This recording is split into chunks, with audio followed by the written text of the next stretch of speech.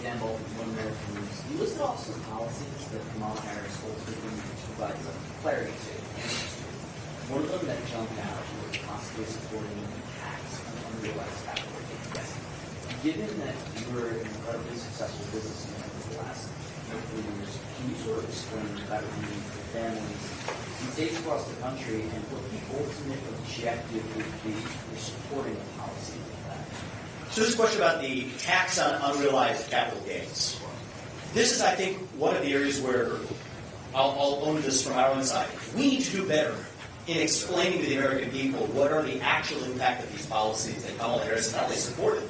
As Vice President of the United States, she and Biden have actually requested budget approvals that assume a growing tax on unrealized capital gains. Even made my Democratic friends, some of them are pretty prominent businessmen who claim to support Kamala Harris, when I ask them about this one, they'll say, oh, yeah, but she's not actually going to do it.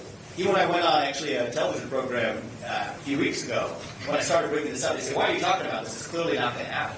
So the reality is the best defense, even from thoughtful Democrats against this policy, isn't that she's somehow right on the merits. It's that she's not actually going to be able to get it done. Let's talk about what it means. So a tax on unrealized capital gains means that if you have a stock or a business or a private business or land that you own that the government says has appreciated in value, but you can't sell it, you will nonetheless still have to pay taxes on that unrealized gain. The way it works today is if you bought Microsoft stock a bunch of years ago, you sell Microsoft stock for a gain, you pay 22% or so on your gain of the difference of what you made. That's the way the system works, like it or not. However, what this says is even if you haven't sold that stock or that business or that land, you have to write a check in cash to the government. Does the government accept shares in that business? No, they don't. They only accept cash. So here's what that means. It will trigger a cycle of what in the business world and in capital markets you would call forced selling. Forced selling means you don't want to sell, but you're forced to sell because you have to pay the tax out of pocket. But it turns out you won't be the only person required to do that. Somebody else will be required to do that too, but they'll have to do it at a lower price because you already sold and your sale drove down the price of the asset. And when the next person does it, that triggers down the price of the asset further, but the guy sitting next to him has to sell that asset to pay his taxes. That is how you trigger what you call a downward spiral in asset prices. It's the best formula for triggering the second Great Depression, if we ever had one. And the reality is, you know who's going to be holding the bag at the end of it? The people who don't hold liquid assets.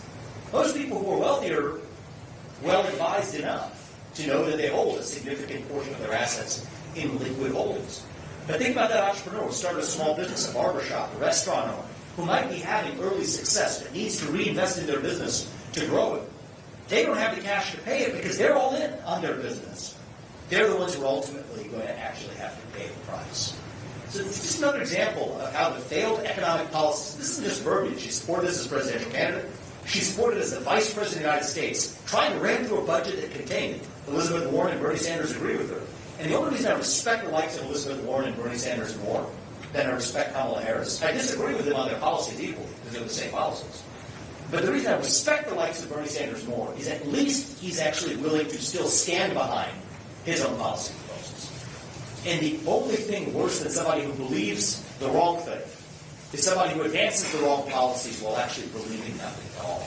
And I think that's what we're getting with Kamala Harris today. Take a couple more questions.